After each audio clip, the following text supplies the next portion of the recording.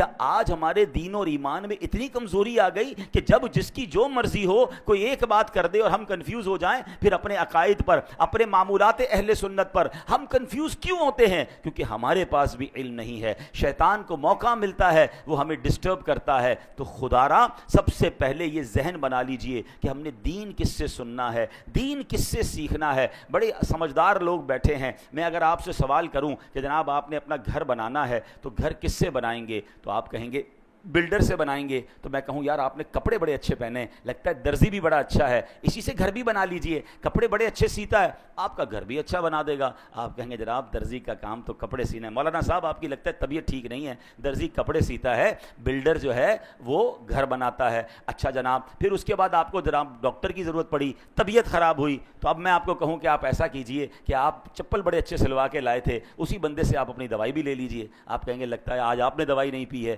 کہ جناب چپل سینے والا جو ہے وہ ہمیں دوائی کیسے دے گا؟ تو کمال ہے کہ دنیا کی ہر فیلڈ میں آپ اپنے لیے اس فیلڈ کا ایکسپرٹ تلاش کرتے ہیں۔ موچی سے جوتے سلواتے ہیں، درزی سے کپڑے سلواتے ہیں، ڈاکٹر سے دوائی لیتے ہیں، بلڈر سے گھر بناتے ہیں، ان کو آپس میں مکس اینڈ میچ نہیں کرتے۔ تو اب بتائیے نا دین کس سے سیکھنا چاہیے، شریعت کس سے معلوم کرنی چاہیے؟ کیا ہر اس شخص کو یہ حق حاصل ہے؟ میرا دین اتنا مظلوم ہے۔ اچھا اب ایک اور فینومینا لوگ لے کر آئے کہ جناب انٹرنیٹ پر تو ساری چیزیں موجود ہیں، اب تو اے آئی کا زمانہ ہے، سوال کیجئے جواب مل جاتا ہے۔ قرآن پاک پڑھنے کی اور جناب اس کی اتنی بڑی بڑی تفسیریں پڑھنے کی ضرورت کیا ہے؟ اور جناب پڑھنا بھی ہے تو کسی عالم کی ضرورت کیا ہے، کسی مفتی کی ضرورت کیا ہے، کسی ایکسپرٹ کی ضرورت کیا ہے؟ قرآن موجود ہے، تفسیریں موجود ہیں، ہم خود ہی مسئلہ نکال لیں گے، ہمیں علماء کی حاجت نہیں ہے۔ چلے تھوڑی دیر کے لیے آپ کی بات مان لیتے ہیں کہ جناب کتاب سے پراپر علم مل جاتا ہے، ٹھیک ہے، کتاب میں سب چیزیں موجود ہیں۔ چلے اب میں آپ ہی کی بات آپ کی طرف دوبارہ بڑھاتا ہوں، اللہ نہ کرے آپ میں سے کسی کو کوئی پرابلم ہو جائے یا آپ کے گھر میں کسی کا آپریشن ریکوائرڈ ہو،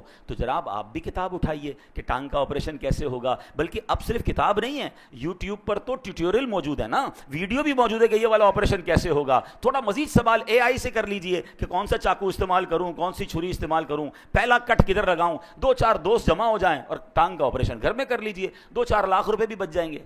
آپ کہیں گے یار کیا ہو گیا آپ کو؟ بھائی جان کا معاملہ ہے، کسی ایکسپرٹ سے کروانا پڑے گا، کتابوں میں ضرور لکھا ہے لیکن ٹانگ ضائع ہو جائے گی، دل کا آپریشن ہم نہیں کر سکتے، حالانکہ اس کا پورا طریقہ انٹرنیٹ پر موجود ہے۔ آپ کہیں نہیں، اس کے لیے برسوں کا ایکسپرٹ چاہیے، بلکہ آپریشن تو اس سے کروائیں گے جس کا آپریشن کرنے کا تجربہ بھی ہو اور اس کا آپریشن کامیاب بھی ہوتا ہو۔ 4 دوستوں سے بھی پوچھیں گے، 3 رائے لیں گے، ایک رائے پر بھی لوگ آپریشن نہیں کراتے۔ کرنا بھی یہ چاہیے کہ 3 طرف سے رائے لے کر پھر آپریشن کی طرف جانا چاہیے۔ آپ کہیں گے جان کا معاملہ ہے، جسم کا معاملہ ہے، باڈی خراب ہو سکتی ہے۔ سبحان اللہ، آپ نے میرا ہی جواب دے دیا حضرت۔ اب میرا ثواب سن لیجئے، مجھے ایک بات بتا دیجئے، کسی کی ٹانگ زیادہ قیمتی ہے یا اس کا ایمان زیادہ قیمتی ہے؟ میرے ایمان پر جس کی جو مرضی آئے چھری کانٹے لے کر آ جائے کہ میں تمہارا ایمان کا معاملہ ٹھیک کرتا ہوں، تمہارا دین میں تمہیں سمجھاتا ہوں، آپ پڑھ لینا، آپ ہی خود ہی قرآن سے اور تفسیر سے پڑھ لیں۔ آپ کہیں گے نہیں جناب، باقی دنیا کے معاملات میں جب ایکسپرٹ ریکوائرڈ ہے تو مجھے قرآن کے علم کے لیے بھی فہم القرآن والا مفتی اور عالم ریکوائرڈ ہے،